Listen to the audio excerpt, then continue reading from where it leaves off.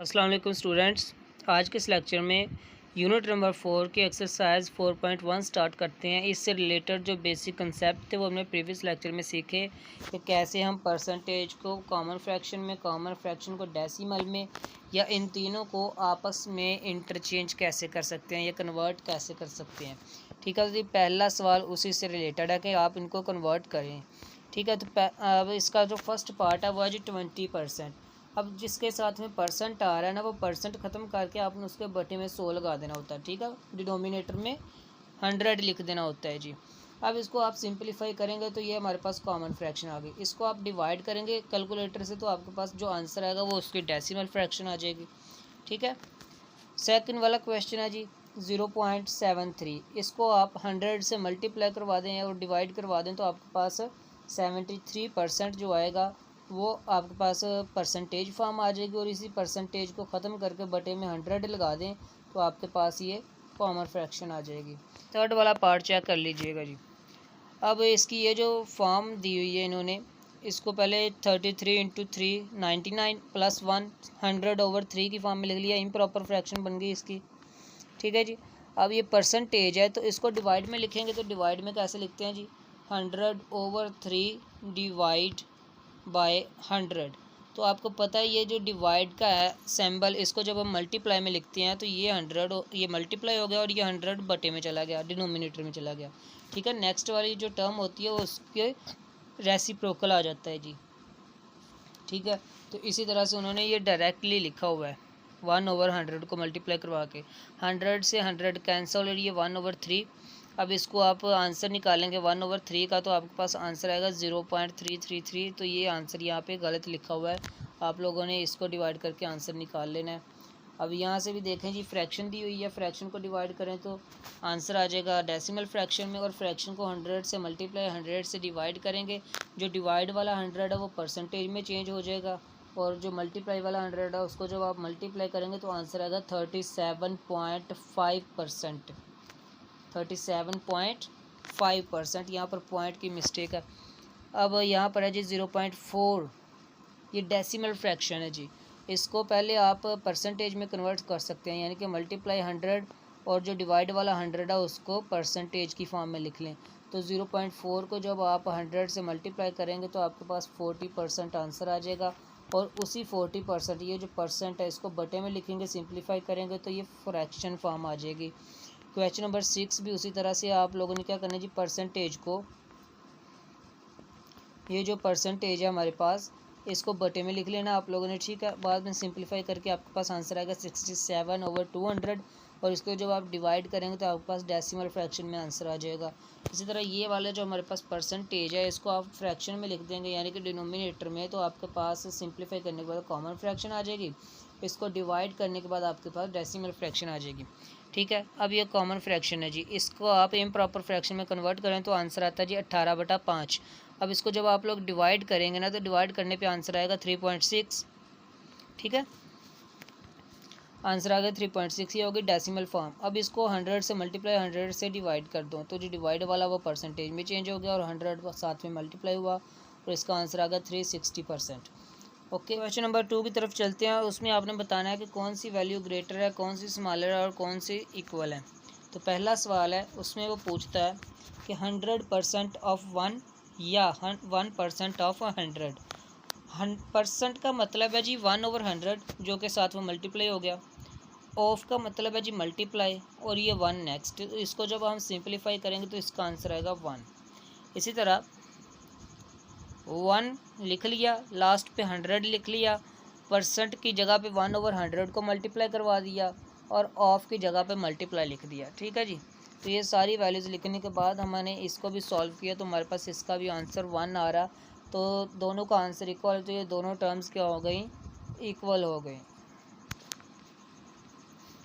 अब 5% ऑफ 200 यानी कि 5/100 ज़रब 200, तो इसको हल करेंगे तो 10 जवाब आया। अब 20% ऑफ 0.50, तो 20/100 ज़रब 0.50, इसको हल करेंगे तो आंसर आएगा जी 20 1 बार 20, 20 5 बार 100, 5 1 5, 5 10 50, तो ये आ गया 0.10। तो तो अब इनमें से बड़ी वैल्यू ऑब्वियसली 10 होती है, डेसिमल वाली वैल्यू जो वो इससे छोटी होगी, ठीक है। तो अब ये वाली 5% ऑफ 200 जो है वो ग्रेटर है जी, ठीक है। थर्ड पार्ट है जी 3% ऑफ 99, 3/100 ज़रब 99, तो इसका आंसर 2.97 और 1/9% यानी कि 1/9 को 1/100 से ज़रब दी और बाद में 3 से ज़रब दे दी, तो इसको हल किया तो 0.003। तो ऑब्वियसली हमारे पास ये वाला आंसर जो वो बड़ा है, ठीक है। तो हमारे पास ये जो टर्म हो गई 3% ऑफ 99, तो वो बड़ी टर्म हो गई, ठीक है। 30% ऑफ 200 या 50 बड़ा है, तो 30% मीन 30/100 ज़रब 200, हल किया तो ये आंसर है 60 और दूसरी क्वांटिटी जो थी वो थी 50, तो ऑब्वियसली 60 बड़ा है 50 से। क्वेश्चन नंबर 3 कहता है 15% ऑफ 30,000, ये आप लोगों ने फाइंड करना है। तो 15% का मतलब है जी 15/100 ज़रब 30,000, तो आंसर आ गया जी 4500। अब कहता है Haseeb got 100 rupees as pocket money, उसको पॉकेट मनी मिली है जी 100 रुपये। उसने किताब ख़रीदी है जी 40 रुपये की और नोटबुक्स खरीदी है जी 30 रुपये की। What percent he spent on books, देखें जी 100 में से 40 रुपये उसने खर्चे हैं किताब पे, तो ऑब्वियसली 100 में से 40% हो जाएंगे, 40/100, तो इसको हम 40/100 लिखते हैं। और उसने 100 में से उसने 30 रुपये कॉपियों पे ख़रीदे हैं, तो इसका मतलब कॉपियों पे ख़रीदी गई जो वैल्यू है वो 30/100 यानी कि 30% है। तो ये आप लोग फाइंड कर सकते हैं। ये देखें जी इसका सोल्यूशन लिखा हुआ फर्स्ट का सोल्यूशन है और ये सेकंड का सोल्यूशन है, ओके। अब थर्ड पूछा जी व्हाट परसेंटेज रिमेन, देखें जी 40% ये, 30% ये, बाकी 30% रह गया जी। अमाउंट स्पेंट 70 रुपये, तो 70/100% यानी कि 70% वो कर चुका है, बाकी जो बचा 30, तो 30% उसके पास रिमेनिंग अमाउंट है, ठीक है। आसान से सवाल आता है जी। क्वेश्चन नंबर 5 है जी find the value of X if 45% of X equal 9, देखिए जी 45% ऑफ एक्स का क्या मतलब, 45/100 ज़रब एक्स बराबर 900। अब इधर उसने 900 लिखा है, इधर 9000 लिखा है। अब आपकी बुक में जो लिखा होगा वो आप लोग देख लीजिएगा। यहाँ पर उसने 9000 से सॉल्व किया, ठीक है। तो जब इसको हल करेंगे तो ये 100 इधर मल्टीप्लाई डिवाइड हो रहा है, उधर जाके मल्टीप्लाई हो जाएगा और 45 जाके डिवाइड हो जाएगा। जब इसको सिंप्लीफाई करेंगे 45 1 ज़ा 45 92, तो 200 को जब 100 से ज़रब देंगे तो 20,000 इसका आंसर आ जाएगा, ठीक है जी। ये कैलकुलेशन आप लोग कर लीजिएगा। इसके बाद चलते हैं क्वेश्चन नंबर 6 की तरफ। कहते हैं find the value of x. अब इसका मतलब है कि 10/100 ज़रब 100/18 बराबर है 27/100 ज़रब एक्स, ठीक है। तो ये जब आप लोग इस इक्वेशन को लिखेंगे, मुकम्मल करेंगे, फिर बाद में इधर जो मल्टीप्लाई हो रही है वैल्यू इधर आके डिवाइड हो जाएगी, जो इधर डिवाइड हो रही है इधर आके मल्टीप्लाई हो जाएगी। सिंप्लीफाई करेंगे, एक्स वन साइड पे लिख लेंगे और बाकी वैल्यूज़ दूसरी साइड पे, तो इसकी आपके पास कैलकुलेशन जो होगी वो ईजी हो जाएगी, ठीक है। यहाँ से आप ऐसे भी कर सकते हैं 100 से 100 कैंसिल, ठीक है जी। और ये वाला 100 इधर आके मल्टीप्लाई होगा 10 से, तो ऑब्वियसली ये मल्टीप्लाई ही हो रहा। और 18 इधर डिवाइड में लिखा हुआ, इधर भी डिवाइड में है। 27 इधर मल्टीप्लाई इधर आके डिवाइड होगा, तो ये ठीक इक्वेशन है, कैलकुलेशन ठीक है। आप लोग इसी को कॉपी कर सकते हैं। अब क्वेश्चन नंबर 7 और question number 8, the state sales tax is, sales tax है जी 15%। What is amount of sales tax on purchase of 55,238 rupees, यानी कि सेल्स टैक्स है जी 15%। और वो कहते हैं कि इतनी के रुपयों की ख़रीदारी की है, इन पर टैक्स कितना लगेगा जी। अच्छा जी,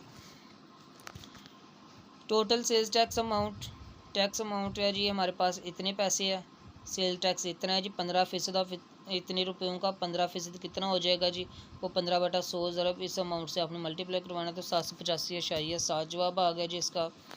फिर 8वां जी, ये पर्सन आज सैलरी उसकी पर मंथ 5800 रुपये है।